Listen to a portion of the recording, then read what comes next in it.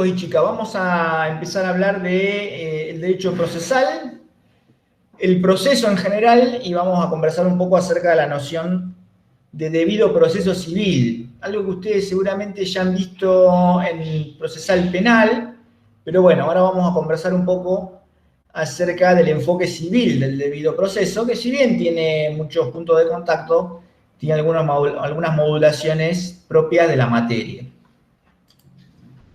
Ahora bien, ¿qué es esto del derecho procesal? Yo les voy a compartir unas diapositivas.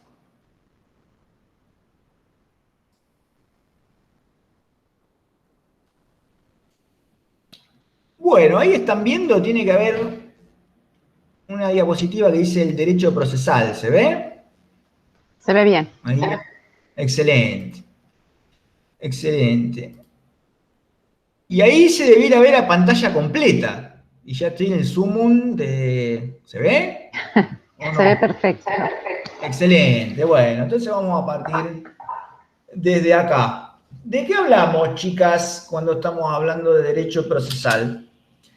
¿Se acuerdan que hace un rato yo les hablaba del libro de Couture y lo rico que es en fundamentos, en conceptos y la precisión terminológica que maneja a la hora de desarrollar todos estos institutos de nuestra materia?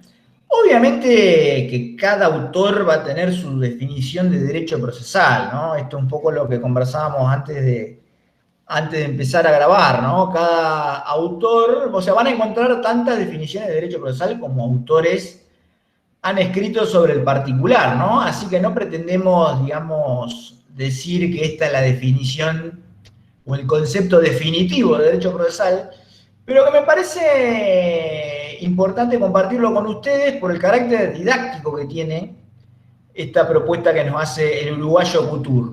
Fíjense que él habla de que el derecho procesal es una rama de la ciencia jurídica, o sea, ya arranca con carácter, ¿no? Porque de movida está diciendo que el derecho es una ciencia, lo cual no es poca cosa, y dice que es una rama de la ciencia jurídica que estudia la naturaleza, desenvolvimiento y eficacia del conjunto de relaciones jurídicas denominado proceso civil. Así que fíjense la carga que tiene, ¿no? Porque hoy le comentábamos también que uno de los rasgos que tiene Couture es el de ser un autor muy analítico, ¿no? Entonces, cada una de estas palabras que él usa, uno podría ir desenredando cada uno de los términos que utiliza para construir el concepto. Fíjense que habla de que es una rama de la ciencia jurídica, no habla ni de un cuerpo normativo, o sea, no dice conjunto de reglas, ni conjunto de reglas y principios, no, habla de toda una rama de la ciencia jurídica. Y después, un poco nos desliza el objeto, ¿no? Porque dice, estudia la naturaleza, el desenvolvimiento y la eficacia. ¿De qué? Y del proceso civil, pero ustedes fíjense que ya en la propia definición tiene una concepción del proceso civil como un conjunto de relaciones jurídicas. O sea, no es ni una relación jurídica, ni tiene otra naturaleza, o sea, es un conjunto de relaciones jurídicas. La relación jurídica, como ustedes habrán visto en Introducción al Derecho o en otras materias, es una relación de persona a persona reglada por la ley, ¿no? Es una relación normatizada por el derecho. Y todo eso él lo denomina proceso civil. Después, obviamente, que aclara, ¿no? Yo esto es, solamente tomé el concepto, ¿no? Pero después él hace referencia a que esas relaciones jurídicas no solamente se dan entre las partes entre sí, sino que también se dan con el juez y todos a la vez, por decirlo de algún modo. O sea, las partes se relacionan entre sí y todas estas con el juez y a la vez con los terceros y con los auxiliares, ya sea de las partes o del propio tribunal. Y dice también Couture, toda noción de derecho procesal tiene que responder como mínimo 3 preguntas, ¿no? Una es respecto de su naturaleza. Fíjense, recuerden que él habla de naturaleza, desenvolvimiento y eficacia, ¿no? Entonces, se corresponde con 3 preguntas. Una es, respecto a su naturaleza, ¿qué es el proceso, no? Y acá es donde le apunta a esto. Habla de un conjunto de relaciones jurídicas. Ya vamos a ver lo que es el proceso y la definición que da Couture, ¿no? Pero esta pregunta apunta a su naturaleza. En definitiva, ¿qué es el proceso, no? Después el desenvolvimiento, que es más descriptiva. ¿Cómo es el proceso? Fíjense que en un caso estaríamos en un plano más ontológico, ¿no? Filosófico, el objeto de la ciencia procesal. En este caso es más de carácter descriptivo o dogmático, porque se pregunta cómo es el proceso. Entonces el derecho procesal estudia todo, su naturaleza y cómo se desenvuelve el proceso, lo que inevitablemente nos va a llevar a analizar un régimen jurídico determinado. En nuestro caso, el de la provincia de Buenos Aires. No lo aclaramos al principio, pero no está de más recordar que nosotros vamos a trabajar sobre la base del Código Procesal de la provincia de Buenos Aires. Y finalmente, el tercer punto tiene que ver con la eficacia. Y esa pregunta vinculada es, ¿para qué sirve el proceso? Y acá tenemos una característica de la ciencia procesal más vinculada a la teleología, ¿no? A la finalidad. Y sin descartar también el plano de los valores. O sea, ¿qué quiero decir? Si yo me pregunto ¿para qué sirve el proceso?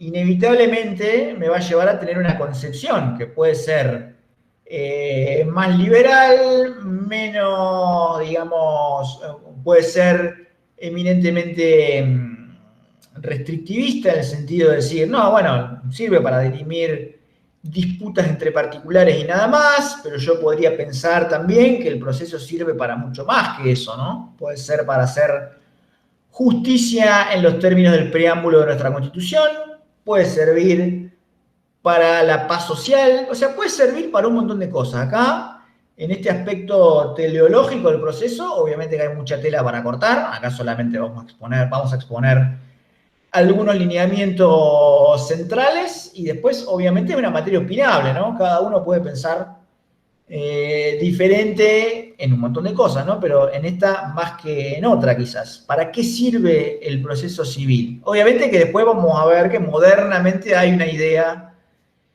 no digo hegemónica, pero digamos, está más o menos pacífica la doctrina, que no, obviamente sin alguna resistencia, pero digamos que van todos para el mismo lado, o por lo menos parecido. Pero no me quiero adelantar, nada más estamos presentando el concepto de derecho procesal. Ya vamos a ver para qué sirve el proceso, pero vamos por partes. Fíjense que también, cuando hablamos de la noción de derecho procesal, tenemos que analizar cuál puede ser el contenido de nuestra materia.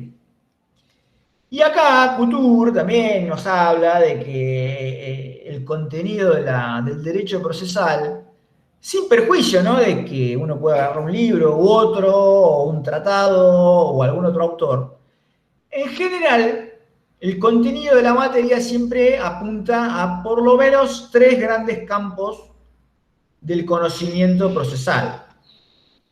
Uno siempre va a ser la referencia a la jurisdicción y a la competencia. Y acá entra todo lo que a ustedes se les pueda ocurrir vinculado a la función jurisdiccional.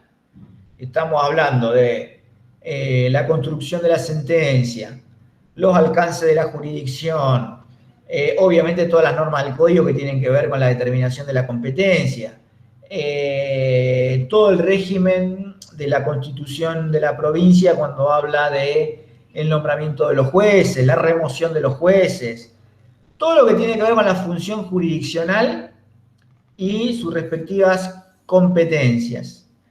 En un segundo gran campo tenemos el régimen de las partes y de sus representantes y asistentes.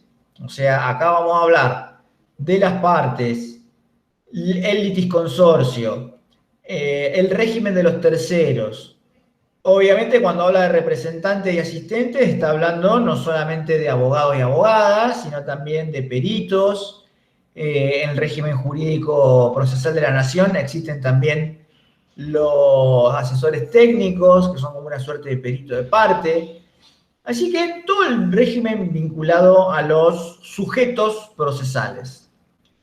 Y finalmente, lo que tiene que ver con toda la teoría del acto procesal. Y acá ustedes se imaginarán que entra absolutamente todo lo que tiene que ver con el desarrollo del proceso en sí mismo, ¿no? Requisitos, contenido y efectos de los actos procesales, propone Couture. Pero básicamente acá va a entrar todo lo que tenga que ver con el desenvolvimiento del proceso en sí mismo, ¿no? Estamos hablando no solamente de los actos procesales en general, sino también de la demanda, de la contestación, del régimen de los recursos, de los incidentes procesales, de la sentencia, de la ejecución de la sentencia y obviamente de los procesos especiales.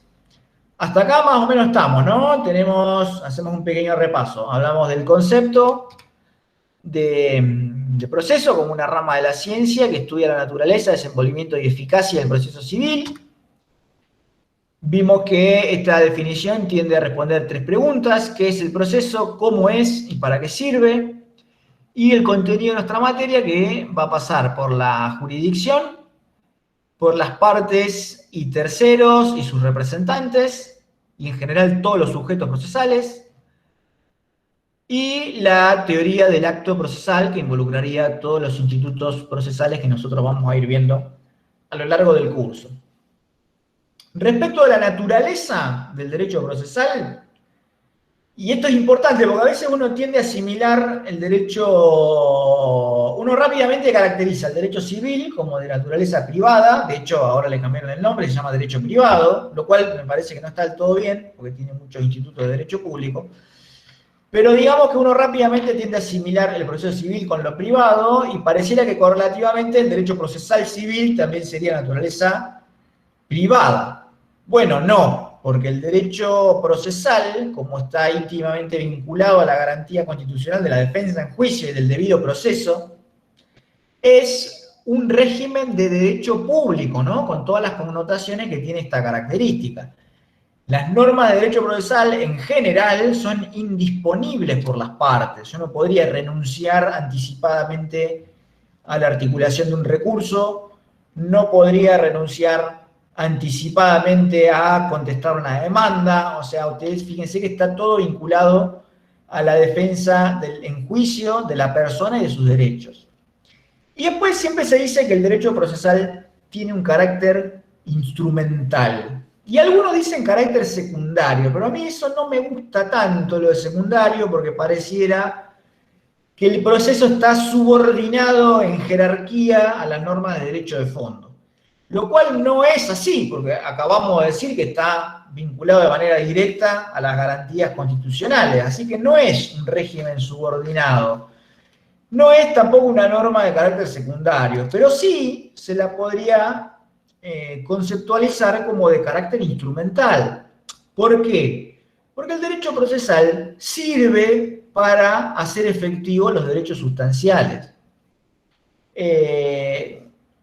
Fíjense lo que dice una vez más Couture respecto del proceso. Ya vamos a volver a este carácter instrumental de derecho procesal. Quedémonos un poco con la noción que acabamos de dar y avancemos sobre el concepto de proceso.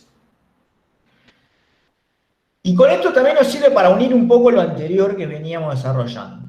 Fíjense que Couture habla de una secuencia o serie de actos que se desenvuelven progresivamente con el objeto de resolver, mediante un juicio de autoridad, el conflicto sometido a la jurisdicción o a su jurisdicción. Una vez más, vamos a ir de a poco desglosándola, ¿no? Fíjense también lo analítico que es Couture acá. Porque él habla de secuencia o serie de actos, o sea, no es un solo acto. Es una secuencia, es una concatenación de actos, porque ustedes ya estarán vislumbrando que el acto procesal es un acto jurídico. O sea, esto lo habrán visto en Derecho Civil 1 o Privado 1, la teoría del acto jurídico. Obviamente que el acto procesal participa de la naturaleza jurídica de los actos mejor dicho, al género a cual pertenece, ¿no? Que es la de los actos jurídicos. Fíjense que él habla de una secuencia o serie de actos, lo que nos da una idea de concatenación de varios actos procesales que se van, él dice, desenvolviendo progresivamente. ¿Por qué? Porque empieza con la demanda, pero progresivamente tienden hacia el dictado de la sentencia definitiva, que es la que va a terminar la causa y la que va a dirimir el pleito. Ahora bien, ustedes fíjense que hasta acá, esta noción, si nosotros nos quedáramos acá, ¿no? Imaginemos que leemos secuencia, serie de actos que se desenvuelven progresivamente con el objeto de resolver un conflicto. Hasta acá todavía podría ser otro tipo de acto jurídico, ¿no? Acá yo podría estar hablando de un acto administrativo, por ejemplo. Entonces, una vez más, fíjense que las definiciones tienen que abarcar y comprender lo suficiente, pero no quedar demasiado grandes como para abarcar otras instituciones que no se corresponden con la noción que queremos definir. Entonces él completa diciendo, sí, va a resolver conflictos, pero lo va a hacer mediante un juicio de autoridad sometido a la jurisdicción. Entonces, ¿se acuerdan que yo les decía que era sistemático Couture, que era un autor bastante coherente? Lo vamos a ver más adelante, pero si nosotros nos vamos a la noción de jurisdicción, no es una palabra que esté usada azarosamente, porque tiene mucha precisión en todo lo que dice. Cuando habla de jurisdicción, habla de que es una función que tiene la República, que a grandes rasgos trata de, su objeto es dirimir conflicto con la fuerza de la cosa juzgada y obviamente ejecutables, ¿no? Coercibles, susceptibles de ser realizadas coactivamente. Entonces, si nosotros unimos todo esto, nos vamos a dar cuenta que solamente los jueces y juezas del Poder Judicial son los que tienen la competencia funcional para estar involucrados en un proceso. Todo lo demás, si habláramos de proceso administrativo, sería un procedimiento, no un proceso en sí mismo. Y una secuencia o serie de actos que no tienen ningún tipo de finalidad un poco más trascendente, tampoco sería un proceso. Porque fíjense lo que dice más adelante, ¿no? Que en definitiva el proceso está caracterizado por su fin. Este es el aspecto teleológico que nosotros veíamos acá, en el punto 3. ¿Para qué sirve el proceso? Bueno, el proceso sirve para resolver un conflicto mediante un juicio de autoridad sometido a la jurisdicción, pero con una finalidad valorativa, que es decidir el litigio mediante un fallo justo, susceptible de adquirir la fuerza de la cosa juzgada. Ahora, automáticamente ustedes estarán pensando, y bueno, pero Amán, la noción de lo que es justo o injusto es una noción eminentemente subjetiva. Lo que es justo para mí puede no serlo para otra persona. En definitiva, modernamente, y acá volvemos a empalmar con el carácter instrumental del derecho procesal, modernamente se entiende que la finalidad del proceso es alcanzar la paz social, porque de hecho, ¿por qué existe la jurisdicción y por qué hay un proceso civil? Básicamente para que la gente no se agarre de las mechas en una esquina y se maten los unos a los otros y se arrebaten las cosas por la fuerza, porque ese no es el imperio, del desorden, ¿no? Y nosotros vivimos una república democrática, o sea, esa es la manera de justificar la existencia del poder judicial y de alguien que en definitiva te dice lo que tenés que hacer.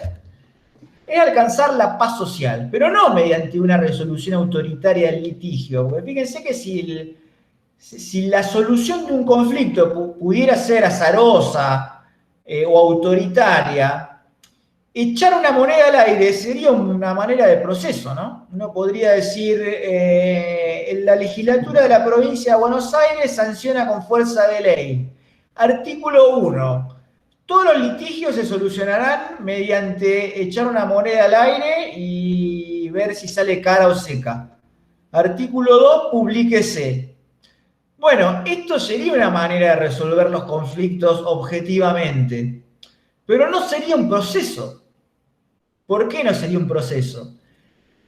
Porque no es un procedimiento que busque discutir un litigio, no busca una solución razonada, derivada de los hechos comprobados en la causa, no tiene nada que ver con la verdad y con la justicia. Por eso es que el carácter instrumental del proceso, cuando uno se pregunta para qué sirve, tiende a responder que es para alcanzar la paz social a través de una resolución del conflicto que tienda hacia la verdad jurídica objetiva y hacia la consagración del valor justicia. Yo sé, obviamente, que todo esto es muy subjetivo. Ahora vamos a ver algunos conceptos jurisprudenciales que nos van a ayudar a afinarlo todavía un poco más, pero la idea es volver a lo que decía Couture, ¿no? Que en realidad lo que caracteriza el proceso es su fin, es la resolución de un conflicto mediante un fallo justo, para así poder alcanzar la paz social, que es la que nos habla Piero Calamandrei. Piero Calamandrei ha sido un gran procesalista, uno de los más conocidos en la historia del derecho procesal, un italiano, contemporáneo de Couture, es de los años 40 más o menos. Y bueno, este es un fragmento de una alocución, de un discurso que después se transcribió y formó parte de un escrito que se llama Proceso y Justicia. Ahora yo le decía, jurisprudencialmente todo esto se ha ido afinando, ¿no? No es todo tan subjetivo como parece que es. Fíjense lo que dice la Corte de Nación en uno de los fallos más conocidos del derecho procesal, que es Colalillo. El proceso civil no puede ser conducido en términos estrictamente formales, porque no se trata del cumplimiento de ritos caprichosos. O sea, esto no es un mantra que uno tiene que repetir y siempre termina una sentencia que es el cumplimiento de requisitos formales. Dice, no, esto es el desarrollo de procedimientos que están destinados a establecer cuál ha sido la verdad jurídica objetiva. Esto lo han visto también en Procesal 1, ¿no? ¿Qué es esto de verdad jurídica objetiva? O sea, la verdad como valor, dudo mucho que exista, ¿no? La verdad no existe. Esto es una opinión personal, ¿eh? La verdad siempre tiene mucho que ver con el prisma desde el cual se la mide. Pero la verdad jurídica objetiva es la que surge de los hechos comprobados de la causa. Ahí está la verdad objetiva. Esto también lo dice Colalillo. Yo nada más extraje esto porque tampoco íbamos a leer todo el fallo. Además está vinculado directamente a otro tema, no a este. Pero me parecía un párrafo interesante para leer y para compartir con ustedes. El norte es la verdad jurídica objetiva. ¿Y cuál es? Y es la que deriva de los hechos comprobados en la causa, no de verdades trascendentes, inmanentes, o que las traiga, no sé, un vidente, no. Esa verdad jurídica objetiva surge de los hechos comprobados en la propia causa. Y el otro fallo, que es Euler, que también lo vamos a ver cuando hablemos del principio de legalidad procesal, pero eso va a ser la clase que viene, también tiene un fallo, un párrafo interesante. Fíjense que dice que los jueces deben evitar la aplicación literal e indiscriminada de normas procesales que conduzcan a vulnerar el derecho sustancial.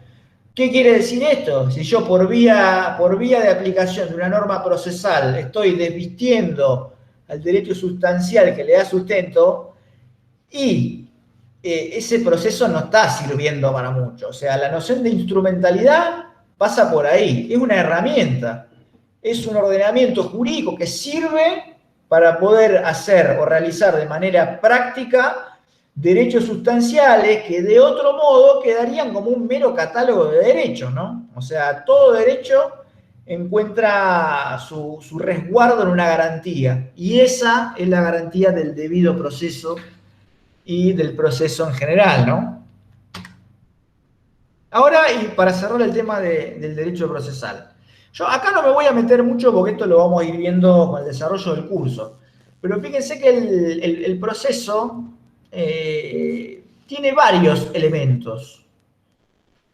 Tiene un elemento subjetivo, obviamente, ¿no? Que está vinculado a los sujetos procesales. Y acá vamos a encontrar al tribunal, a las partes, a los terceros. Pero también a esos auxiliares. Esto lo habíamos adelantado un poco cuando hablamos de los elementos, ¿no? Más adelante. Acá, a ver, cuando hablábamos del contenido, digo. régimen jurídico de las partes, sus representantes y asistentes. Bueno, tiene un poco que ver con esto, los elementos del proceso. Tiene un elemento objetivo, que es la pretensión, la famosa pretensión procesal. Ya vamos a ver, yo sé que a partir de acá seguramente surjan muchas preguntas, pero la pretensión lo vamos a ver más adelante, acá nada más una presentación de los contenidos. El elemento objetivo del proceso está dado por la pretensión. Ya vamos a ver que la pretensión a su vez también tiene sujetos que deben estar legitimados, tiene un objeto, tiene una causa, no importa, ya lo vamos a ver. Quedémonos con la idea central. El elemento objetivo es la pretensión.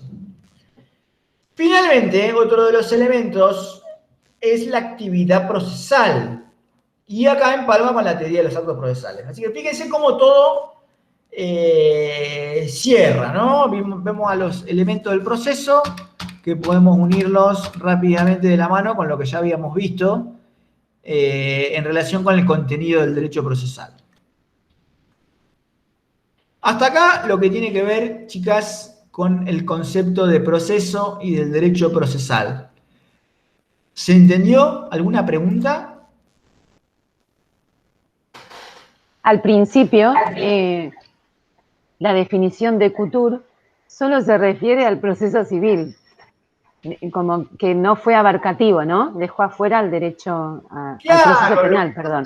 Sí, está muy buena tu acotación, sí, está buena.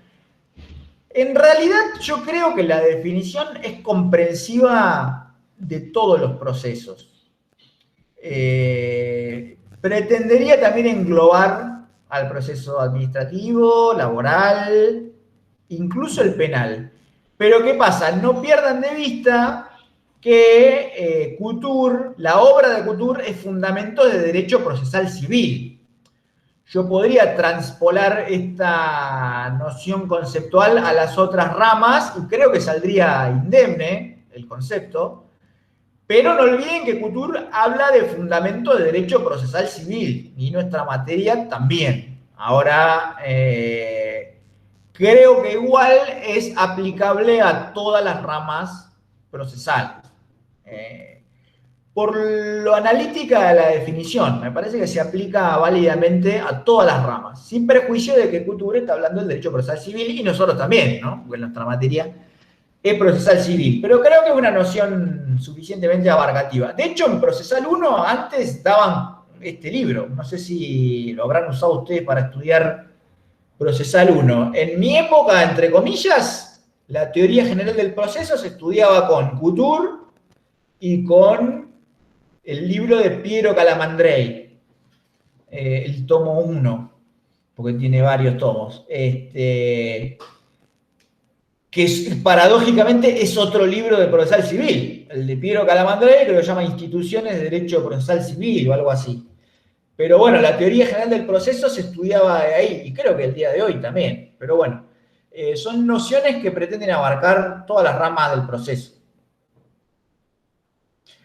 Bueno, hasta acá estamos, ya se entendió. El proceso concebido como una rama de la ciencia jurídica, cuyo contenido son toda la teoría de los actos procesales, los sujetos procesales y la descripción de las instituciones, que eso son básicamente las que están en el código. Lo que pasa es que tenemos que dar una noción suficientemente amplia como para que comprendan no solo la norma, sino todas las cuestiones vinculadas de manera directa o indirecta. Que ese era el problema que tenían las definiciones más viejas. Si ustedes agarran el libro de Alsina, por ejemplo, que es uno de los clásicos de procesal, que es un libro que debe ser de los años 40 más o menos, un poco antes quizá, va a hablar del derecho procesal como un conjunto normativo. No me acuerdo si habla de reglas o de normas o principios, pero se va a quedar con una definición demasiado normativa. Y en realidad la ciencia procesal moderna estudia la norma procesal y mucho más. Me refiero a la teoría del razonamiento. Esto va por el lado de la teoría de la argumentación jurídica y la construcción de la sentencia, la construcción de razonamiento para fundar ya sea una demanda, un recurso o dar razones para decidir de determinada manera como lo hacen los jueces. O sea, Abarca la norma y mucho más. De la mano del derecho probatorio, ustedes se imaginarán que está atrás de eso hay toda una carga filosófica muy importante, ¿no? Esto que hablábamos recién. ¿Existe la verdad? ¿Cuál es la verdad procesal? Entonces, atrás de eso hay un bagaje filosófico muy grande. Que si yo tengo una noción de derecho procesal exclusivamente normativista, eso me queda afuera. Lo mismo que si yo circunscribo el derecho procesal solo al procedimiento, todo lo que tiene que ver con los jueces, con la judicatura, con la jurisdicción, me queda fuera. Por eso es que si bien la noción de couture es una más de todas las que hay dando vueltas que ustedes van a encontrar, a mí me parecía importante compartirla con ustedes porque me parece que da un equilibrio, una armonía y destacable, ¿no? Porque no se va, digamos, no se va de tema, no incluye temas demasiado indirectamente relacionados con el proceso, pero al hablar de rama de la ciencia jurídica y de que esa ciencia jurídica, esa rama de la ciencia también tiene una finalidad teleológica, que es, perdón, estoy diciendo redundante ahí, ¿no? Tiene, digamos, una finalidad que es la de la paz social a través de un proceso justo. Me parece que también tiene una pincelada de ética que está buena también, porque una mera secuencia de procedimientos no es proceso.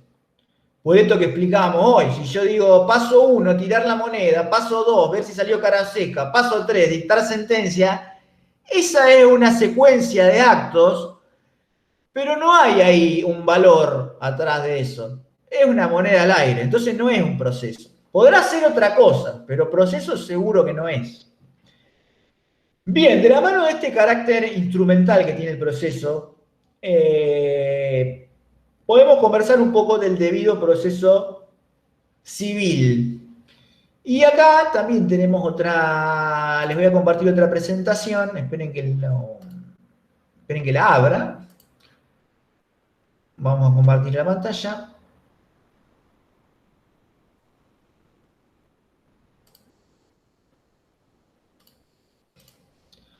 Bueno, ahí estarán viendo dimensión actual del debido proceso, ¿puede ser? Sí. Sí, perfecto.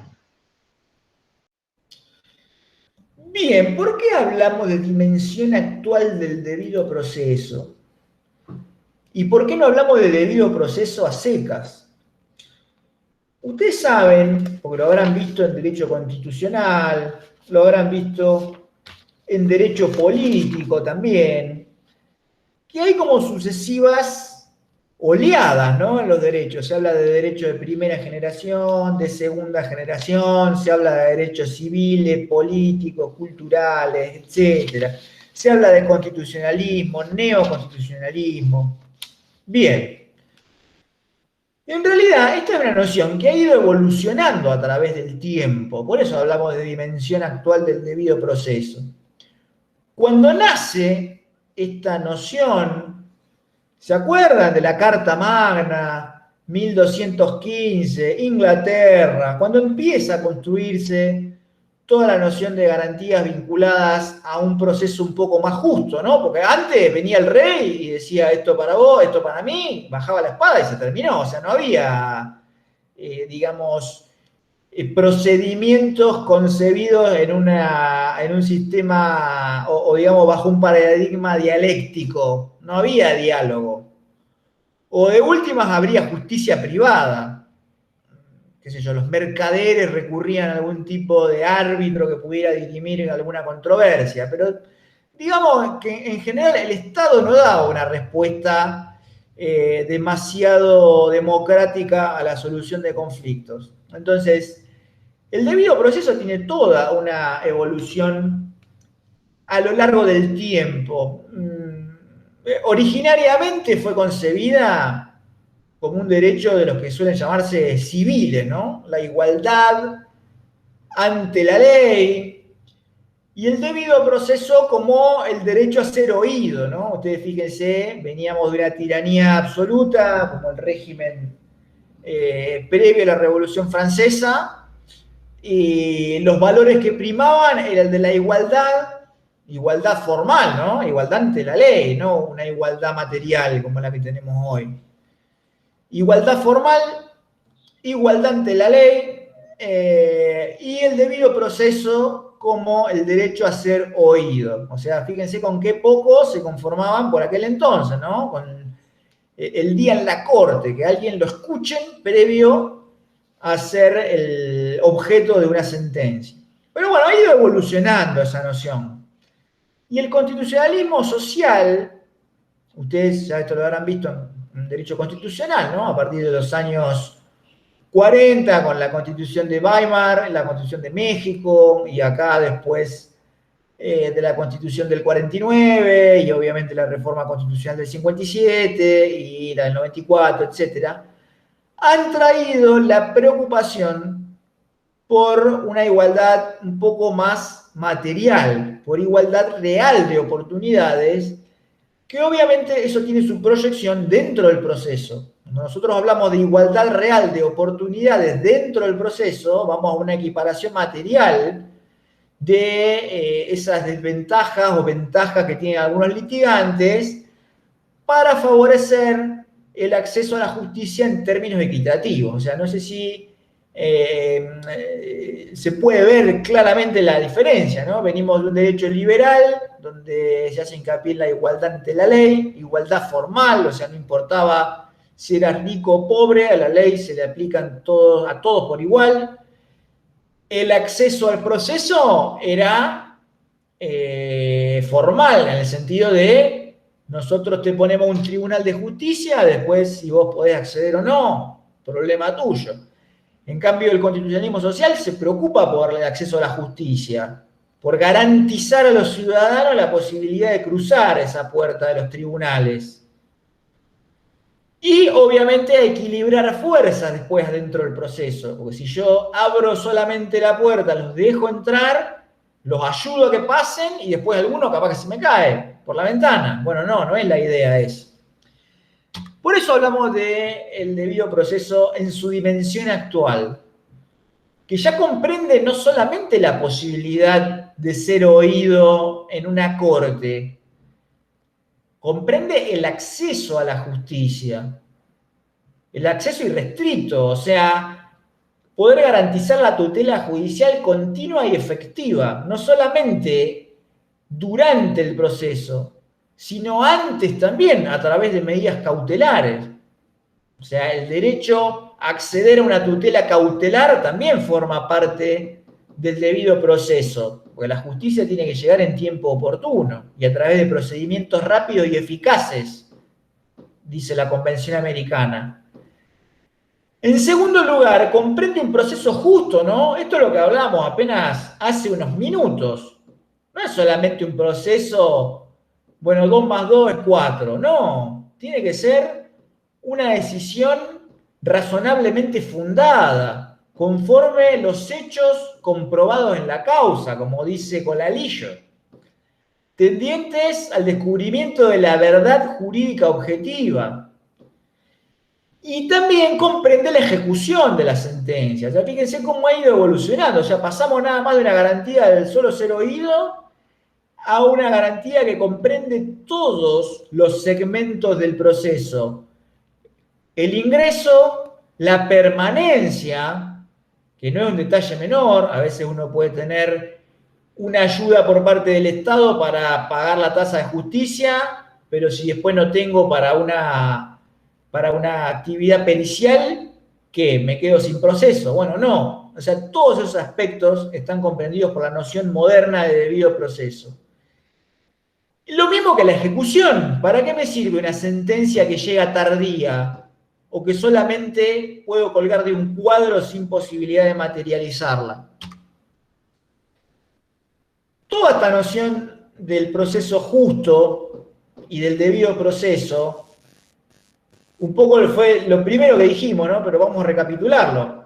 Debo construirla no solo con la Constitución Nacional, sino con las convenciones de las cuales nuestro país es parte, siendo quizás la más importante la Convención Americana, también llamada Pacto de San José de Costa Rica.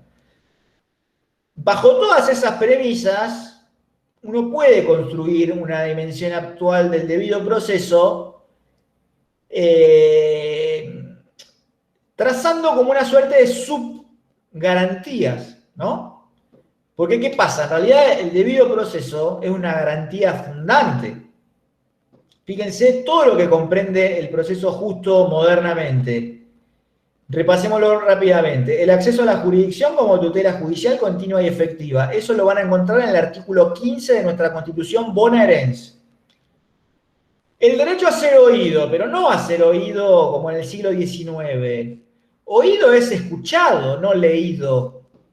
Oído en una audiencia por un juez. Competente, imparcial e independiente, dice el Pacto de San José de Costa Rica. Fíjense que esto no son todos detalles menores, ni letras, ni palabras dichas al pasar. Competente quiere decir que es el juez natural, que ha sido designado por una regla anterior al hecho del proceso. Imparcial porque no se identifica con ninguna de las partes. E independiente porque no depende directamente de ningún otro poder. Y obviamente todo ello establecido con anterioridad por una ley del Congreso, no una ley en sentido amplio o material. Todo ello dentro de un proceso que tiene que ser rápido, sencillo y eficaz. Eficaz quiere decir que de medio a fin sea eficiente también. A ver, le voy a dar un ejemplo burdo. Yo puedo matar a una cucaracha con una bazooka, pero también la puedo matar con una chancleta. Entonces, esa es la noción de eficacia. Usar racionalmente los recursos materiales y humanos. Respecto a la labor de los jueces, no un juez gendarme como el del siglo XIX, un juez aséptico que no se comprometía con nadie. Un juez activo, que tienda hacia la búsqueda de la verdad. Pero a ver, guarda, cuando digo juez activo no quiero decir un juez inquisidor. No estoy hablando de un juez que suplementa a las partes o que ayuda a una en contra de la otra. No. Es un juez que siendo, o jueza, que siendo imparcial, ejerce la debida tutela de los vulnerables como una obligación del Estado, ¿no? Porque, a ver, cuando nosotros hablamos de la tutela de los vulnerables, y ustedes ya lo habrán visto en Constitucional, las cláusulas que establecen algunos sujetos de tutela constitucional preferente, como pueden ser los consumidores, los niños, las niñas, adolescentes, ancianos, discapacitados, etcétera, trabajadores, son sujetos vulnerables de especial tutela constitucional. Pero eso no quiere decir que el juez se para en una vereda y señala hacia la otra, provocando que deje de ser imparcial. No, nada que ver.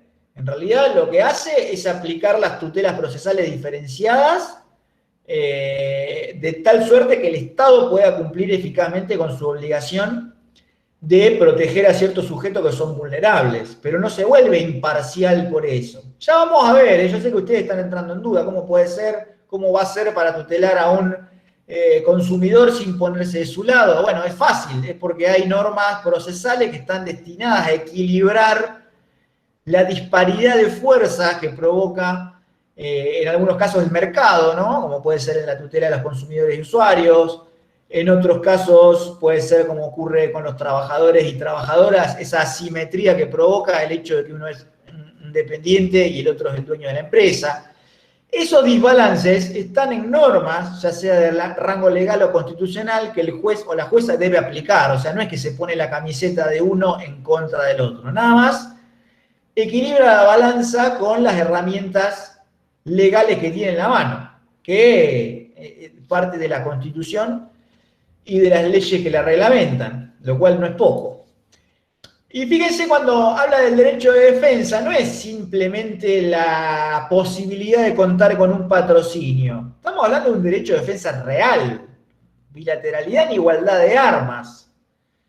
¿Qué quiero decir con todo esto? El derecho a una asistencia técnica es técnica y de calidad, y si no hay recursos, gratuita inclusive. Porque fíjense, yo todo lo que vimos podría cumplirlo, y si yo no cumplo el último, el derecho de defensa real, En realidad los otros son como una cáscara vacía, porque si yo no tengo a alguien que me defienda y que lo haga bien, y si lo necesito gratis, es como que todo lo demás se desdibuja. Esto sí, que no nos vamos a poner a leerlos todos, pero fíjense que tenemos un poco lo que decíamos recién, asistencia técnica gratuita y de calidad. La defensa en juicio no es solamente ser oído, sino poder producir prueba y que sea valorada razonablemente. Lo que hablábamos hoy de las tutelas urgentes y medidas cautelares, ¿no? La noción de debido proceso necesariamente las comprende, porque una tutela eficaz muchas veces no podría darse sin una cautelar que la apuntale mientras dura el proceso. El tiempo y la razonabilidad en los plazos también forman parte de esta garantía. El fundamento, fíjense, el derecho a que toda sentencia sea adecuadamente fundada. Esto no solamente lo vamos a encontrar en las convenciones, sino que hoy lo tenemos en el Código Civil. El Código Civil y Comercial, entre sus primeros artículos, si no me falla la memoria, el 6, ya habla de la sentencia razonablemente fundada. Contempla también el régimen de los recursos. Acá hay un poco de polémica, porque al decir verdad, algunos autores creen que el derecho al recurso en materia civil es una garantía legal y no convencional. A mi modo de ver, es una garantía convencional, porque la verdad es que el Pacto de San José de Costa Rica no discrimina entre civil y penal. Del texto pareciera que está hablando de penal, pero no lo dice expresamente. De tal suerte que el principio pro homine, que también habrán visto en constitucional, me lleva a que si yo tengo dos interpretaciones posibles respecto de un derecho humano, me tengo que inclinar por la que es más amplia. Entonces, si la norma no discrimina entre civil y penal, yo debería interpretar que el derecho al recurso comprende todas las materias. Pero bueno, acá hay autores que piensan que solo es una garantía legal. Y finalmente que la sentencia pueda ejecutarse de una manera rápida y con una distribución razonable entre los costos y la posibilidad de hacerla efectiva. Bueno, chicos, hasta acá. ¿Alguna pregunta, alguna consulta? Fíjense la amplitud, ¿no?, del debido proceso. Después se pueden decir algunas cosas más. Por ejemplo, ustedes en la Constitución Nacional van a encontrar los procesos colectivos en varios artículos, pero fundamentalmente en la tutela de los consumidores y usuarios, en el amparo, ¿no? Artículo 42, artículo 43. Existe también una noción de debido proceso colectivo. Yo no me voy a meter mucho por ahí porque quizás ya es demasiado especializado, pero las pautas que la Corte de Nación ha tenido oportunidad de analizarlas en varios fallos, como puede ser el más paradigmático, Alavi, que habrán visto en Administrativo 1, ¿no? ¿Lo vieron? Todavía se dan, sí. Bueno, en Administrativo 1 suele darse el fallo Alavi, que fue el primer fallo donde la Corte de Nación trazó un poco los lineamientos de los procesos colectivos, porque antes de eso no había nada, salvo el artículo 43 de la Constitución, alguna que otra norma perdida en la Ley General del Ambiente y alguna que otra en la Ley de Defensa del Consumidor. Entonces la Corte de Nación, ante la laguna legislativa, que continúa hasta hoy, no hay una ley que hable de procesos colectivos, se vio obligada a trazar los lineamientos del debido proceso colectivo. O sea que no solamente esta noción incluye o está pensada para los litigios en clave individual, sino en clave colectiva también. Pero bueno, esto se lo digo para ampliar un poco el horizonte. No nos quedemos con el litigio clásico, porque si no hablamos de cosas modernas sobre la base de un paradigma clásico, de uno contra uno. Bueno, no. Hoy la litigiosidad y el conflicto se expande a límites a veces impensados. Involucra a un montón de protagonistas de la sociedad civil. Ya hablamos de conflictos, como le llama Carlota Usín, una profesora de acá de La Plata, la trama policéntrica del conflicto, donde hay varios actores, varios demandados y varias fuerzas en tensión. Eso lo van a ver claramente en todos los casos que tienen que ver con los litigios de reforma estructural, el medio ambiente, los derechos de los consumidores y de las consumidoras. Pero bueno, tampoco los quiero cargar demasiado de información. Nada más saber que eso existe y es uno de los debates que se están dando hoy. O sea, eso es de la mayor actualidad. De hecho, hoy por hoy se está debatiendo el anteproyecto de Código Procesal Civil y Comercial que contempla la regulación de los procesos colectivos. Bien, para cerrar, así ya, pues ya veo que estamos 8 menos cuarto. Hablemos un poco de acceso a la justicia. Y ya con esto no los cargo más de contenidos por el día de hoy, por lo menos. Acabamos de ver que una de las nociones más básicas de... Sí, Graciela, antes de avanzar, levantate la mano.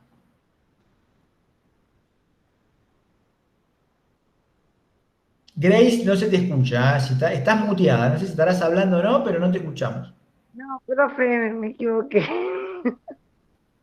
Puse la manito nada más. Ah, no pasa No, nada, no pasa nada. Le decía, acabamos de ver que una de los aspectos que comprende el debido proceso en su dimensión actual es la garantía del acceso a la justicia, ¿no? O sea, es el primer paso, el primer escalón. Viene de la mano de todo este movimiento de neoconstitucionalismo, de constitucionalismo social que pretende igualar las oportunidades aún dentro del proceso. Entonces, lo que nosotros tenemos que diferenciar, yo en la bibliografía especial ustedes lo van a ver mucho más claro, pero digamos, con esto pretendo facilitar la lectura. Cuando ustedes lean sobre acceso a la justicia van a encontrar dos grandes temas. Uno, y que no tienen, o en realidad sí tienen que ver, pero digamos que son dos cosas distintas, no es que no tengan nada que ver. Uno es el movimiento por el acceso a la justicia, que es toda una serie de doctrinarios del derecho procesal que en aquella época, estamos hablando posguerra, ¿no? A partir de los años 50 hacia los 70 y 80, hablaban del acceso a la justicia. Porque ustedes, chicos y chicas, fíjense que muchas de las cosas que nosotros hoy damos por obvias, hace 20 o 30 años no eran tan obvias. Entonces, que yo hoy les diga la tutela judicial continua y efectiva, a ustedes les puede parecer algo, bueno, pero eso hace un montón que lo estamos viendo, parece una frase vacía. Hace 50 años atrás no era una frase vacía y no era algo tan obvio. La justicia siempre fue formal, pero imagínensela hace 40 o 50 años atrás, o sea, era algo mucho más distante de lo que es hoy, que por cierto sigue siendo bastante distante, pero digamos, distanciada de la realidad, ¿no? En aquella época mucho peor, o sea, toda esta serie de doctrinarios, cuyo máximo exponente es Capelletti, un italiano, encabezó el movimiento por el acceso a la justicia, que era todo un equipo de, digo doctrinarios porque en realidad abarcaban muchas disciplinas, no solamente eran abogados. Estaba otro, un sueco que se llamaba Gart, que Gart no era abogado, creo que era sociólogo, no me acuerdo bien. Cuestión que es todo un movimiento de intelectuales que bregaban por el acceso a la justicia. Y en aquella época escribieron una obra, que yo la tengo por acá, fíjense lo importante que es que está acá, no es que estamos hablando de cosas en el aire. No sé si ustedes lo ven en espejo, porque yo en mi pequeño monitor me lo pone como si lo estuviera poniendo en espejo. Pero este es el acceso a la justicia de nuestro amigo Mauro Capelletti y Brian Gart. Obviamente que esta es una traducción hecha al castellano. Si no me falla la memoria, esto está traducido por Roberto Berizonce y fue publicada en Argentina por el Colegio de Abogados de La Plata. Esto que ustedes ven acá es apenas la introducción, ¿eh? Este es un trabajo que tiene varios tomos. Pero digamos que esta es la parte, el informe general, fíjense, acá lo dice. El acceso a la justicia. Movimiento Mundial para la Efectividad de los Derechos. Informe general. Este libro, chicos y chicas, cambió la historia del derecho procesal en lo que tiene que ver con el acceso a la justicia. Y a partir de ahí se fue dando toda una serie de reformas en todo el mundo, o por lo menos dentro del derecho continental, que tienen que ver con la igualdad real de oportunidades dentro del proceso. O sea, no podemos dejar de destacarlo porque es un movimiento importante. O sea, no es que Capelletti era un chango que pasaba por ahí y se le ocurrió escribir de acceso a la justicia. O sea, fue todo un equipo de personas que se tomó el trabajo de hacer un relevamiento mundial del estado de avance, país por país, de cómo estaba el asunto en materia de acceso a la justicia. Y ahí se pusieron al desnudo un montón de falencias. Lo que derivó en toda una ola de reformas mundial tendientes a igualar a las partes dentro del proceso y a facilitar el acceso.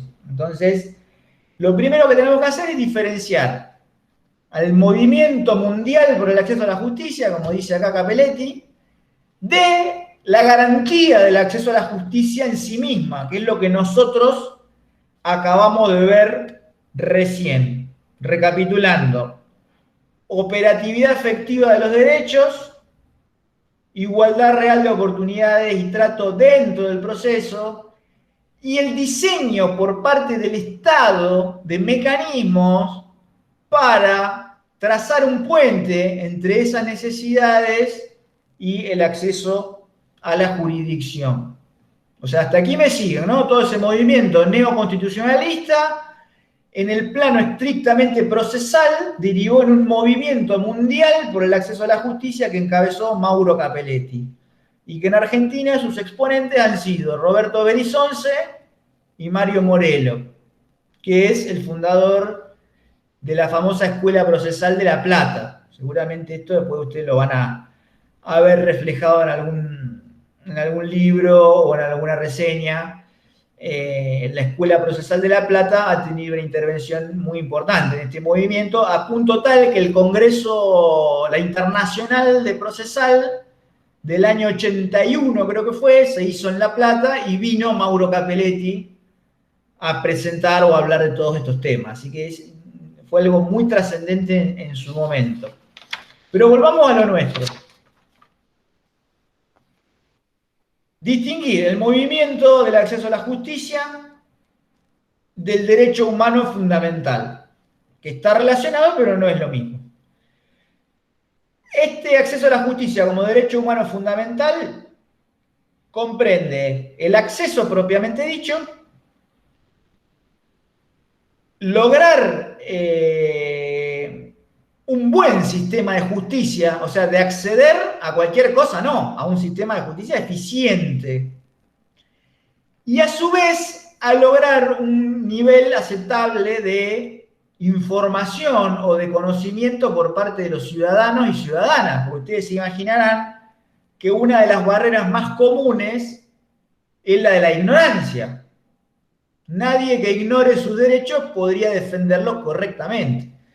Por eso es que se habla de barreras comunes. Cada vez que se analiza el acceso a la justicia, lo primero que se analizan son las barreras.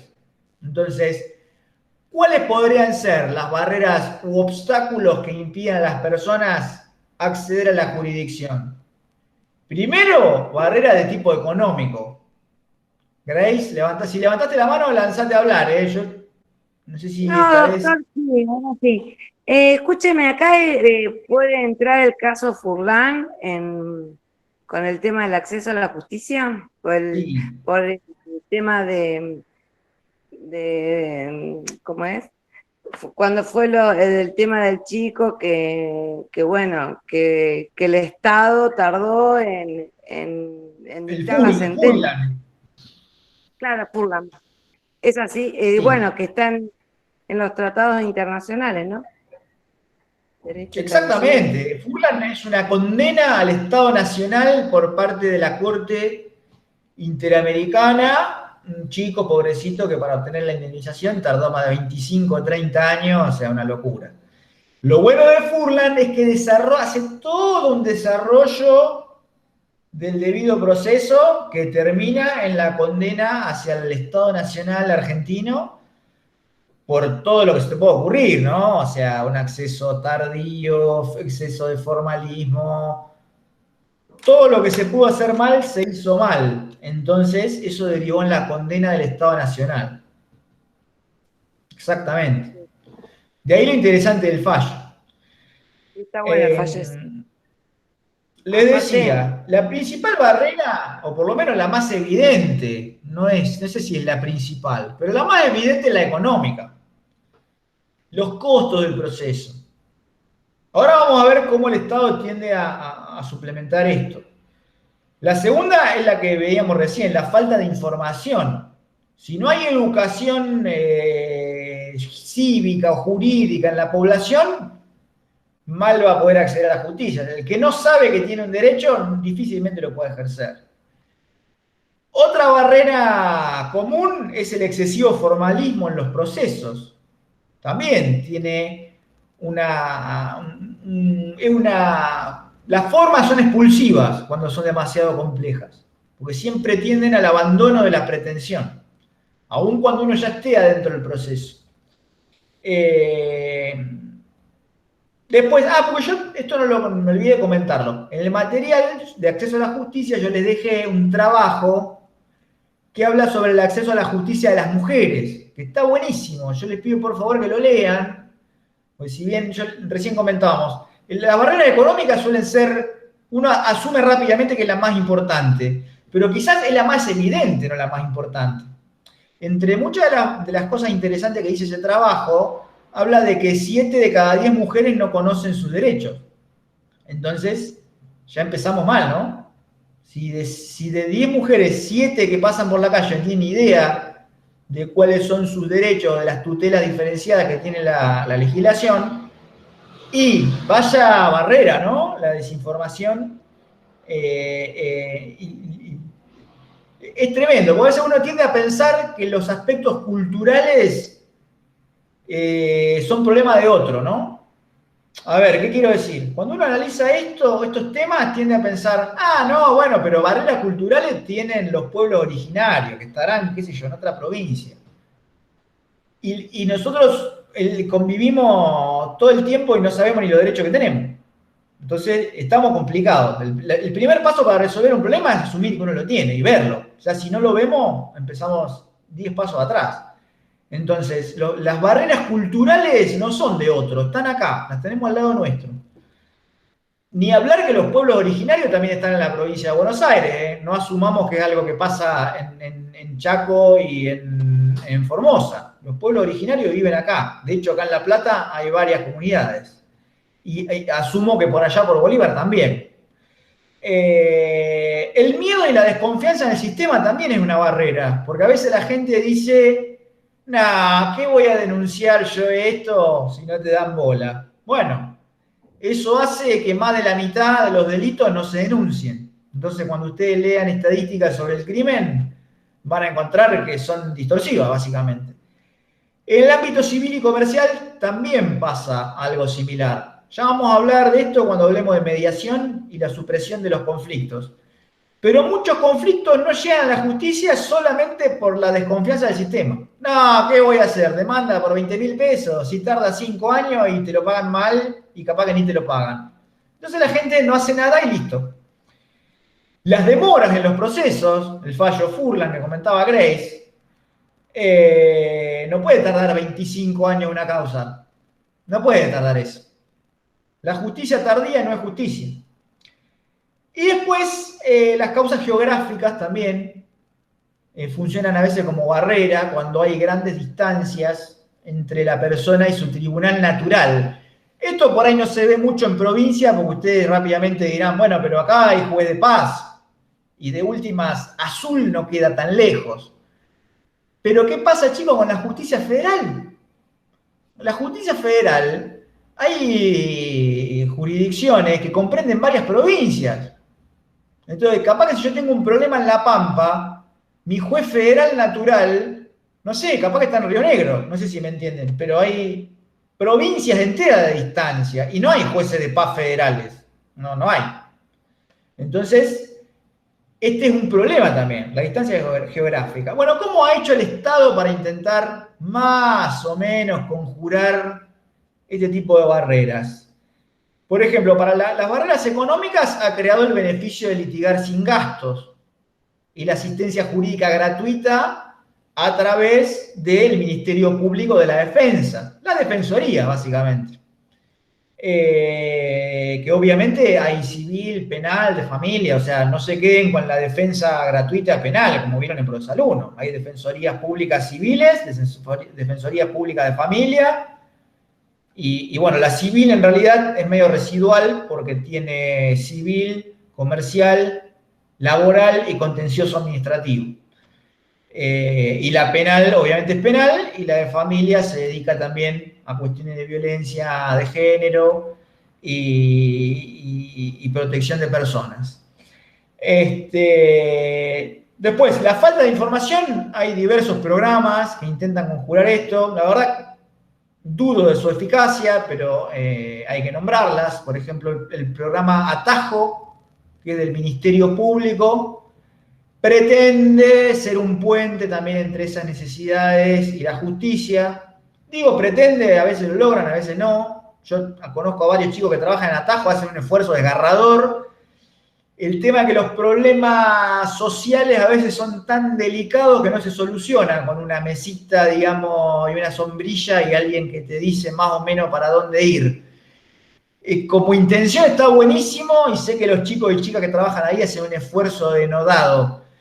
Yo, además de tener mi estudio profesional, trabajo también para la Defensoría del Pueblo de la provincia, entonces muchos de esos dramas los vemos de primera mano y vemos que son muy complejos. No es solo dar, digamos, un consejo, que puede ser oportuno y preciso, pero a veces hace falta mucho más. Los dramas sociales a veces son demasiado complejos para dar un abordaje solo jurídico. Eso es lo que pretendo significar. Después, obviamente, hay abogacía gratuita por fuera del Ministerio Público, ¿no? Justo el ejemplo que les di recién. La Defensoría del Pueblo, en algunos casos, patrocina también personas. Los colegios de abogados tienen consultorios gratuitos. La facultad también. Están las clínicas también, el programa de clínica de nuestra facultad. Patrocina gratuitamente algunos casos de interés público. O sea, hay varios programas, varios mecanismos que pretenden sanear esta barrera. Los CAJ también, no sé si lo escucharon hablar, los Centros de Acceso a la Justicia. Los CAJ creo que son del Ministerio de Justicia y los atajos son del Ministerio Público Federal, de la Nación. Después, en provincia, hay lo que se llaman casas de justicia. Me parece que en Bolívar hay una, corríjanme. Yo creo que en Bolívar, si no es en Bolívar, es en Pehuajó, pero por ahí hay una.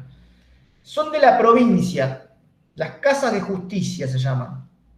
Y bueno, después las barreras culturales, hay multiplicidad de mecanismos, algunos son la designación de intérpretes, cuando está involucrado alguna persona que hable algún idioma nacional pero no oficial, se le puede designar un intérprete. Obviamente todo lo que tiene que ver con los apoyos, cuando hay situaciones de discapacidad, total o parcial, también es una manera de garantizar el acceso y la pertenencia y la permanencia en el sistema de justicia.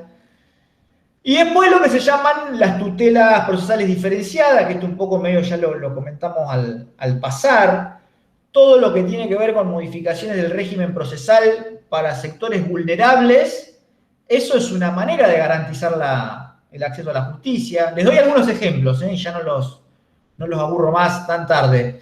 Pero, por ejemplo, el beneficio de justicia gratuita de los consumidores y usuarios es una herramienta de acceso a la justicia.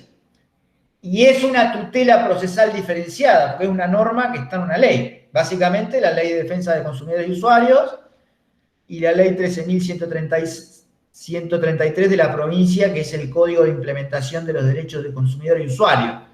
Por citar un ejemplo, de estos hay 1000. Lo vamos a ir viendo cuando vayamos avanzando en el programa. ¿Hasta acá estamos? ¿Más o menos se entendió? ¿Tiene alguna duda, alguna consulta? Sí, se entendió. Yo puedo decir algo Sí. con respecto al acceso a la justicia. Nosotros en el interior lo padecemos, porque en realidad si la causa no tiene un gran contenido económico, no hay abogado que lo tome. Nosotros no tenemos CAJ, no tenemos los atajos, no tenemos acceso a la justicia gratuita. Yo digo en el interior, que es lo que uno va conociendo, ¿no? Y uno ha visto que por ahí en capital es distinto.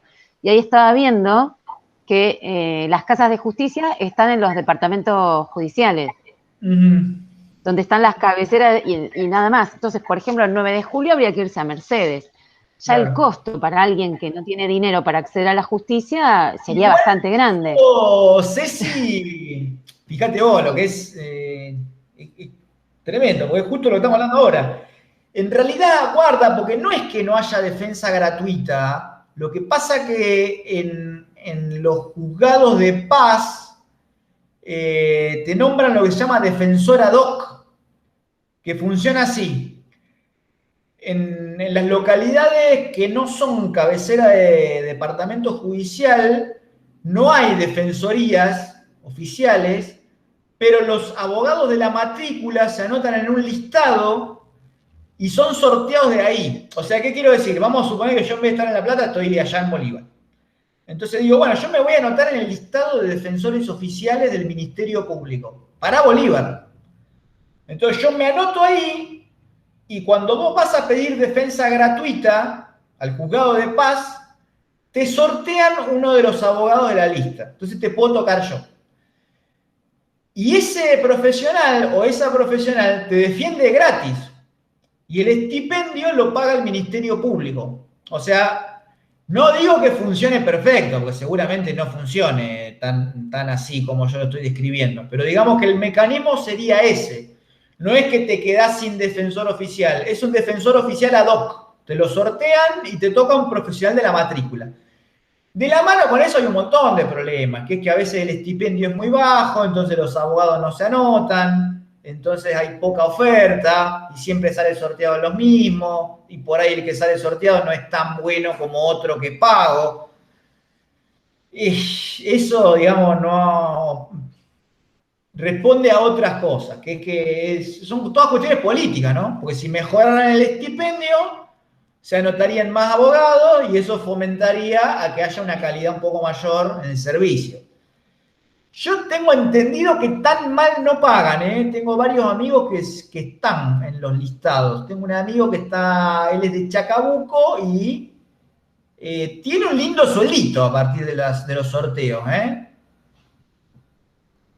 Es como todo, hay que hacerle la bicicleta, porque obviamente al principio no ve un peso, y después ya cuando armás la cadena vas empezando a cobrar los estipendios, que también parece que tardan su tiempo en pagarlos. No sé si es un negocio muy rentable, pero diría que no es del todo despreciable. No sé si ustedes tienen ahí alguna experiencia o Doctor, algo para compartir. Sí. mi hermano trabaja en Inspección General de Justicia. Es de asociaciones civiles. Y pagan bien, me parece. Ah, ¿sí? Está con el doctor Nissen, y él es director de asociaciones civiles, sí, y fundaciones. Claro, bueno, pero digamos, no. Digamos, es otra cosa eso, Graciela. ¿Ah? Tiene que ver con el derecho societario, la Inspección General de Justicia. Claro, por eso también todo eso, ¿no? Sí, no, nada que ver, porque eso tiene que ver más con las asociaciones y el derecho societario, sociedades comerciales en general. Acá estamos viendo otra cosa, que son los defensores oficiales. Yo soy de Tandil, doctor.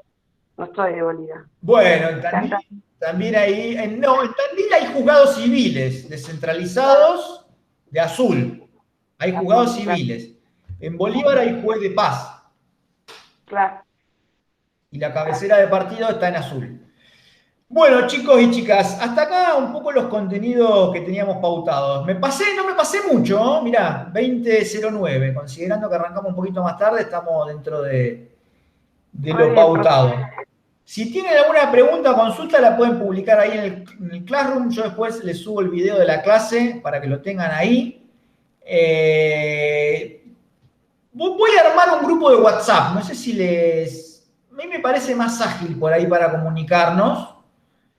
Lo voy a ir armando en estos días un poco para también difundir el cambio de horario. Así que igual si ustedes tienen un grupo o algo, comuníquenlo también por ahí, sin perjuicio de que yo también lo voy a estar publicando en el Classroom y a la vez voy a armar un grupito para que se haga más fluida la comunicación. Así que bueno, chicos, nos estamos viendo la semana que viene. Les mando un abrazo grande. Después les publico la clase. Bueno, Gracias. Nos vemos, adiós.